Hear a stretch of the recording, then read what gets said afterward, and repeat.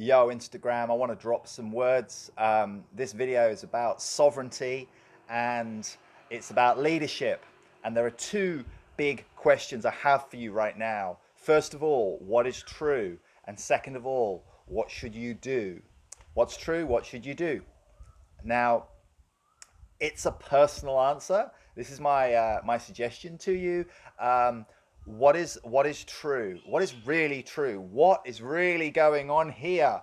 Um, I am going to steer clear in this video of telling you what I think, what I feel, what resonates with me as being the truth. Now, why am I doing that? One is because I don't want to get into loads of arguments, but really, what's true for me is look, I've got friends who are all over the spectrum of what they feel is going on here. I've got friends who are straighty 180, and what works best for them right now is that, the official information we're being given is accurate and correct. We should be doing the things, we should be washing our hands, we should be just following all of the different guidelines in different parts of the world. I also have friends who are right on the other end of the spectrum who are suggesting that there is a lot more going on than what meets the eye, that there will be individual liberties being taken away, that it's part of a move towards a cashless society, that it's about controlling people, and possibly that it's to do with depopulation, that there's some bigger agenda going on. Now, bottom line is, I don't know what is true. And I feel that anyone that tells you they're certain of what's going on, 100% certain, either knows something that I don't know, and that very few people know, or they're full of shit. So, that said, I do find it really interesting that people react and fight. And this is what I want to come back to, is that actually the truth is all about what resonates with you inside. And if someone says something and you read it and you're like, you feel the desire to eliminate that from your consciousness, that's totally okay. It gets interesting because then people start saying, oh, well, we want to prevent misinformation from being spread. So we're going to delete that, whether it's within a community, like has happened here on Kopangan, or whether it's like Facebook censorship. There is certain information that you cannot share. It'll say to you, this is against our community guidelines. You can't share this information. Whether you think that's censorship, whether you think it's in your best interests, whatever is happening, all of us are filtering information, and do whatever works for you. I have friends that they're not ready to hear about crazy ideas. To them, it's crazy ideas, and they're just gonna do what they're what they're being it's being suggested that they do. And people are doing that from the best of intentions, based on where they're at. I also see people who feel it's their job to come, to share some of this radical information, and they too are doing it from a place of doing what they feel to be true. It really comes down to, who do you trust? Who do you trust? And my answer for me is, I trust no one and I trust everyone.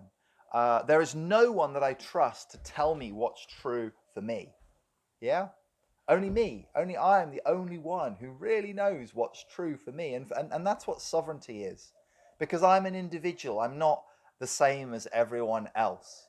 And my journey through life, my path through life, is my individual journey. And no one can tell me how I should do that. Yeah, I'm an individual. And of course, I'm connected to tribes of people around me. So there's tribal change happening. There's obviously individual change happening, and it's obviously affecting us all as a collective. But I trust no one more than I trust myself. And at the same time, I trust you to be doing what's true for you. I trust everyone to be living in a way that's true for them. Now, when you look at what people believe, you can understand why they do the things that they do. So I'm inviting compassion and real understanding for everyone. Like, whatever you're doing right now is what you are doing. And it's your responsibility to take information from whatever source nourishes and nurtures you, if a deep, red pill, no holds barred quest for truth is what you're into, drop me a line. I can send you some information.